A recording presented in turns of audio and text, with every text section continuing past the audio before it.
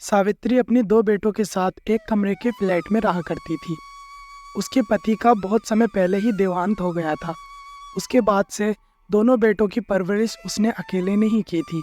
अब उसके दोनों बेटे जवान हो चुके थे और अब सावित्री कोई काम नहीं किया करती थी, वो सिर्फ घर की देखभाल ही किया करती थी। अब दोनों बेटे ही काम किया करते थे और अपनी माँ को आराम दे रहे थे। लेकिन अब दोनों ही जवान हो चुके थे। सावित्री को उनकी शादी की फिक्र होने लगी थी। उसने उनके लिए रिश्ता ढूंढ लिया और जब शाम को दोनों घर वापस आए तो उनसे बोली, रामू राघव, अब तुम दोनों की उम्र हो चुकी है, अब तुम दोनों जवान हो चुके हो, इसीलिए अब मैं सोच रही हूँ कि तुम दोनों की शादी कर देती हूँ।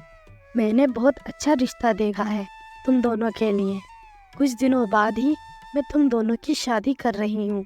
अरे माँ, अभी से ही शादी? और अभी तो बहुत ज़्यादा ठंड है, इसीलिए हमारा काम भी बहुत मंदा है। शादी का खर्चा हम कैसे उठाएंगे? और वैसे भी हमारे घर में सिर्फ एक ही कमरा है, तो हम दोनों भाई एक कमरे में कैसे रहेंगे? अभी तो हमें ही इतनी परेशानी पड़ती है, फिर दो बहुएं आ जाएंगी तो बहुत ज़्यादा परेशानी होगी। अभी नहीं माँ, जब हम थोड़ा और कमा ले, थोड़ा बड़ा घर ले लेंगे, उसके बाद तुम करा देना। अरे नहीं बेटा, तुम्हारी फिर उम्र निकल जाएगी, और वैसे भी ठंड का मौसम में तो ज़्यादातर शादियां ही होती हैं ना। मैं कुछ नहीं सुनने वाली तुम लोगों की, बस मैं तुम्हारी शादी करा रही हूँ। अपनी माँ के सामने उन दोनों की एक न चलती है। उन दोनों को मजबूरी में शादी करनी पड़ती है। उन दोनों की शादी दो बहनों से हुई थी।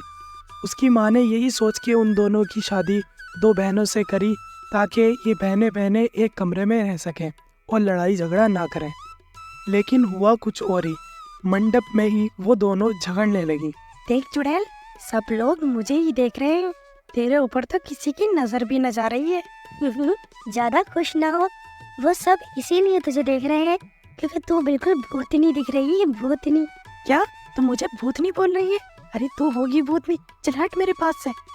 वो दोनों ऐसे ही बहुत जोर जोर से झगड़ने लगती हैं। उन दोनों को झगड़ता देख दोनों भाई परेशान हो जाते हैं। वो सोचने लगते हैं कि ये दोनों बहनें तो यहीं पर इतना लड़ रही हैं, फिर घर जाकर ये एक कमरे में कैसे रह लेंगी। जब उन दोनों को झगड़ा ज़्यादा बढ़ जाता है तो पंडित जी उन्हें डांट कर बिठा देते हैं। अरे ये क्या कर रही हो? ये भी कोई झगड़ने की जगह है? चलो बैठो, नहीं तो मैं फेरे नहीं पड़वाऊंगा। तुम्हारी शादी आधो अधूरी छोड़ के ही भाग जाऊंगा यहाँ से। पंडित जी की बात सुनकर दोनों बहनें शांत हो जाती हैं और शांति से मंडप में बैठ जाती हैं। फिर वो दोनों जब अपनी ससुराल पहुँचती हैं तो वो घर को देखकर बोलती हैं, अरे ये है हमारा घर, इतना छोटा सा। मैंने तो सोचा था कोई बड़ा घर होगा, लेकिन ये तो इतना छोटा सा घर है। चलो कोई नहीं, ये घर भी काफी अच्छा है, लेकिन अब मेरा जल्दी से रूम दिखा दो।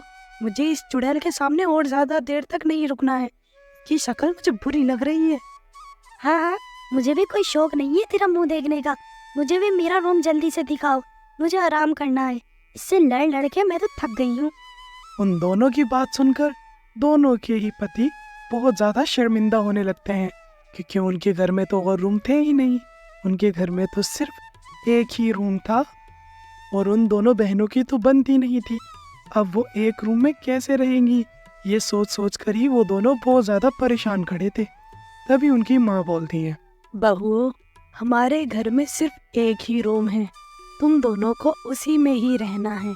क्या एक ही रूम है? ये मेरी कैसे घर में शादी हो गई? मैं तो सोचती थी कि मेरी किसी अमीर घर में शादी होगी, लेकिन ये कैसा घर है? यहाँ पर रूम भी एक ही है। मैं तो इस चुड़ैल के साथ नहीं रहूंगी। तभी उसकी बहन झट से रूम में पहुंच जाती है और बेड पर कब्जा कर लेती है। जैसे ही वो अंदर जाती है वैसे ही वो बोलती है, ए चुड़ैल, बेड से दूर ही रहना। मैंने पहले पाला है बेड, इसीलिए ये बेड मेरा है। अब तू अपने पति को लेकर नीचे सो और मैं यहाँ पर सोऊंगी बेड पर। जब मुझे इतनी ठंड में नीचे नहीं सोया जाएगा, ठीक है ना? चल हट यहाँ से। ओ हेलो, जितना ये घर तुम्हारा है ना, उतना मेरा भी है। इस घर की हर चीज पर मेरा भी उतना ही हक है, समझी? चलो हटो यहाँ से, मैं सोऊंगी आज, कल को सो जाना तुम। वो दोनों ऐसे ही बेड पर झगड़ने लगती हैं। उन दोनों के पति उन दोनों को बहुत समझाते हैं, लेकिन वो दोनों नहीं मानती हैं। वो दोनों अपने घर वालों से आज तक नहीं मानी तो वो अपने पतियों से क्या मानेंगी। उन दोनों की लड़ाई बढ़ती जाती है और वो बहुत ज़ोर ज़ोर से चिल्लाने लगती हैं। उनकी आवाज़ पड़ोसियों तक भी पहुंच रही थी। उसके पड़ोसी उसके घर आ जाते हैं और सावित्री से पूछते हैं, अरे क्या हुआ बहन, तुम्हारे घर में इतनी लड़ाई झगड़ों की आवाज क्यों आ रही है? अरे क्या बताऊं बहन, मैंने अपने दोनों बेटों की शादी की है और हमारे यहाँ पर कमरा है एक, और मैं इसीलिए ही दोनों बहनों को ही अपनी बहू बना के लाई हूँ। मैंने सोचा था कि दोनों बहनें होंगी तो लड़ाई नहीं करेंगी, एक रूम में ठीक से रह लेंगी, लेकिन इन्होंने तो पहले दिन में ही पूरा घर सर पर उठा रखा है। इतनी जोर जोर से लड़ाई लड़ रही है। सावित्री बाहर खड़ी हुई अपनी पड़ोसन से बातें कर रही होती है। तभी तनु अपनी बहन को चप्पल उठाकर मारती है, लेकिन वो उसके बहन के न लगने के बजाय उसकी सास के जाकर लग जाती है। चप्पल लगने के बाद सावित्री बहुत ज़्यादा गुस्से में आ जाती है और वो उन दोनों को घर से बाहर निकाल देती है। निकलो यहाँ से, तुम दोनों ने पूरा घर सर पर उठा रखा है। जब से आई हो तब से हमारा जीना हराम कर दिया है। एक दिन में ही तुमने इतना नाच नचाया है हमें, तो पता नहीं आगे क्या करोगी। चलो भागो अपने अपने घर। इस तरह वो गुस्से में उन दोनों को घर से निकाल देती है। उनके पति उन्हें मैके में छोड़ आते हैं, लेकिन मैके वाले भी उन्हें अंदर नहीं आने देते हैं और गेट से ही लौटाल देते हैं, क्योंकि मैके वालों की तो बहुत मुश्किलों से उनसे जान छूटी थी। अब वो दोबारा अपने सिर पर मुसीबत नहीं पालना चाहते थे। अब वो दोनों बहनें ठंड में ठिठुर रही थीं। अब उन दोनों को समझ में आ चुका था।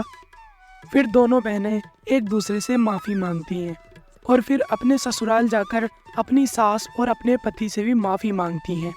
और उस दिन के बाद से उन दोनों का स्वभाव बिल्कुल बदल जाता है। उस दिन के बाद से उनके घर में कोई लड़ाई झगड़ा नहीं होता है और वो दोनों बहनें एक ही कमरे में बहुत इखलास से रहने लगती हैं।